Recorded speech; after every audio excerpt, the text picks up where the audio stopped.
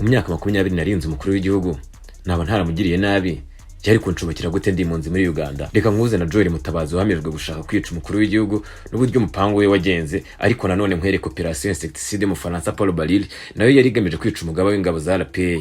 Ngaho re wowe ntiza amatwi ubwonko n'igihe nkumvisha iby'amatwi yawe atigeze yumva cyangwa amaso yawe atabonye, ariko umenye ko nabyo cyabayeho. Itwa Bruno Rwanda rw'ejo uzangaye ikindi.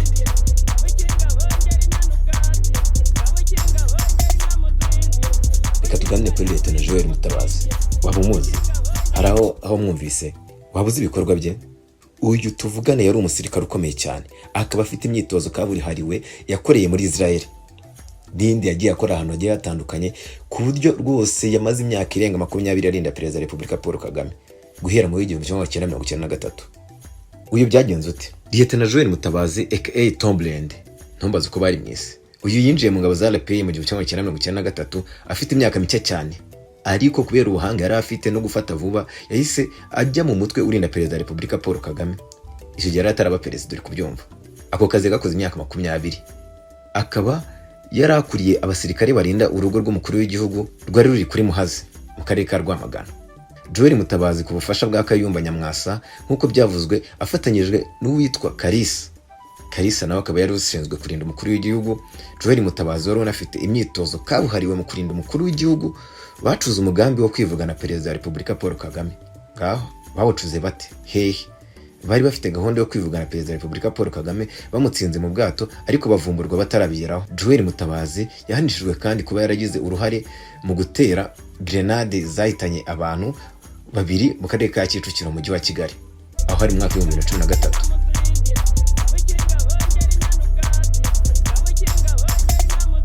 Kandi yarari mu bamwe bagiye bakwirakwiza amagrenade ahantu mu nce zigiye zitandukanye afashijwemo na Kayumba Nyamwasa ndetse n'abandi bagenzi be. Bavuga ko Mutabazi n'undi mugabo bita Joseph Nshimiyimana bashinjwa gushaka kwica Perezida Kagame. Ubushinjacyaha bwanavuze ko kandi RNC umutwe wa opposition uri muri Afrika y'Epfo wari wahawe abagabo amafaranga angana n'ibihumbi 50 by'idolari kugira ngo babashe kubifashisha mu mugambi wabo. Uyu kandi Mutabazi yari mu bantu 16 bari mu Rwanda, harimo n'abavandimwe be 3. Abavandimwe bahanishijwe hagati y'amezi 3 hagati y'amezi 4 n'amezi 8 y'igifungo.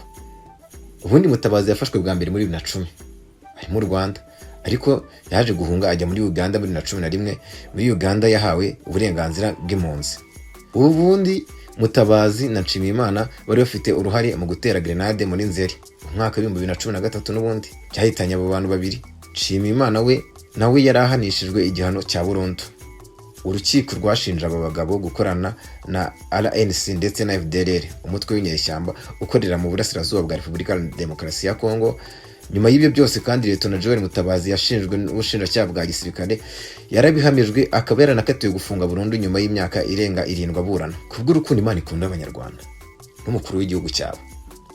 Iyi migambi yapfubanye banyiri kwitegura. Ubu His Excellency Paul Kagame ari muri manda ye ya 4 ayoboye u Rwanda, akaba aruyoboye neza ku buryo ubu tuvugana ni igihugu cy'igihanganye ku isi, kandi ubona ko agikataje gukomeza gushakira ibyiza abanyarwanda ndetse n'u Rwanda muri rusange.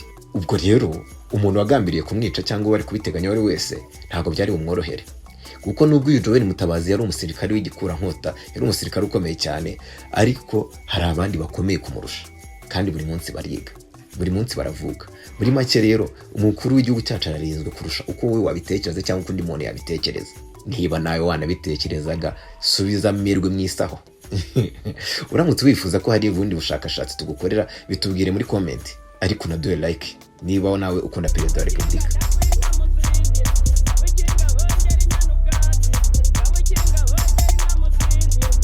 Uzakunda kubona umutekano wa Perezida wa Repubulika ukazwa, ukunde kubona witaho cyane, ukunde kubona protokoli yo ari ikintu cyitonderwa cyane. Kuba atabizi n'abanzi bavuga uti kurana gukabya no kwiyemera cyangwa no kwitwara nk'umuntu nyine utari umuntu. Ariko burya Perezida wa Repubulika ntago ari umuntu mugenzi wawe. Uriya ni umuntu ufite abanzi benshi, kandi ufite n'abandi bantu bamugera intorezo batifuza kumubona ameze neza, batifuza no kumubona ayobora. Kuriya ni umwanya ukomeye cyane. Niyo mpamvu uzabona ku isi hose umuntu witwa Perezida uko yaba ameze kose yitabwaho ndetse akanacungirwa umutekano mu rwego ruhambaye. Ibi biterwa n'iki rero? Ibi biterwa nuko uwo muntu murangayeho gatoya haba hari abandi bantu bashinyitse bakanuye b'ubugome bwinshi cyane bashaka kumukuraho cyangwa bashaka kubuza amahoro igihugu. Iri kuko igihugu gitera imbere ntabwo abantu bose ariko babyishimira, nta nubwo nako babikunda. Ahubwo se uzanacunge neza uko igihugu gitera imbere nako kigwiza abanzi benshi. Ubwo rero bisaba kwigengesera. Umuntu wa mbere wo kurindwa rero aba ari umukuru w'igihugu ndetse n'umuryango we, abandi bakaza nyuma. Iyo umukuru w'igihugu ameze neza, ibintu byose byakongera bikamera neza cyangwa bikaba byasubira ku murongo w'isaha n'isaha. Ariko nanone iyo ubutegetsi ari umuntu wa mbere witabwaho cyane, ni umuntu ushaka kugurira impinduramatwara. Rero kimwe nuko ubutegetsi ari bubi, umuntu ushaka kugurira impinduramatwara iyo yitwara neza, bari kubibona neza ko hari icyo azabakorana cyangwa babona ko afite umurongo muzima wakumvwa n'abaturage, uzasanga ubutegetsi bushaka kumurwanya, rimwe na rimwe bushaka no kumuhitana. Iyo bigeze amahirwe buramuhitana. Rero ahangaha nta mahirwe bageze. Reka duhere kuri uyu mugabo bita Paul Kagame. Uyu Paul Kagame yahawe imisiyo yo kujya kwica Perezida wa Repubulika. Yari ataraba perezida, akiri Major General, akuriye ingabo za RPA, yibera ku murindi. Dore uko byagenze rero.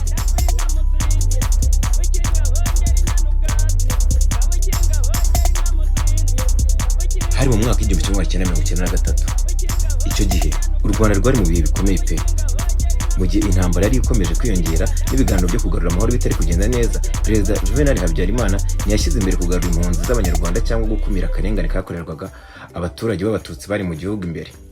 Oya, ahubwo icyo yatekereje akaba nacyo yashyize mu by'ibanze, byari ugukora ibishoboka byose no gushaka gukuraho umuyobozi w'ingabo z'inkotanyi RPA. Oya, na wundi yari Major General Paul Kagame.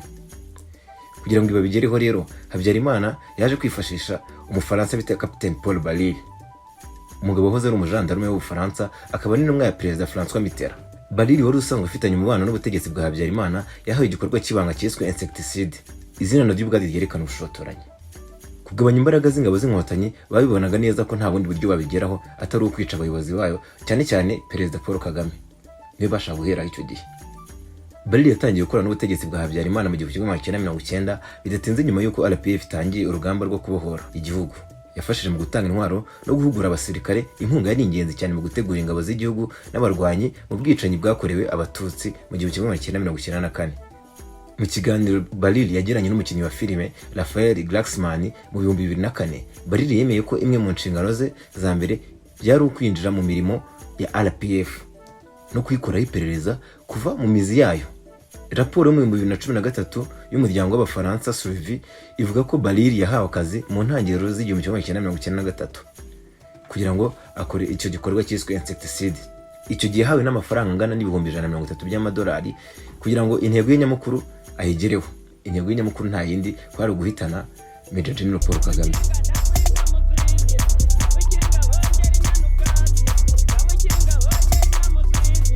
Nubwo ibisobanuro by'umugambi wo kumuhitana atabishyize ahagaragara neza, Savi ivuga ko Major General Paul Kagame yari kugirwa iherezo aho yari aherereye ku murindi. Si igikorwa cya mbere cy'ubu bwicanyi bwari bugamije kwica Major General Kagame, kuko no mu gihumbi kimwe magana cyenda mirongo icyenda na rimwe umugore wari woherejwe gukora ibyo yari yarafashwe mbere y'uko abigeraho. Na Kagame rero ntiyabigezeho.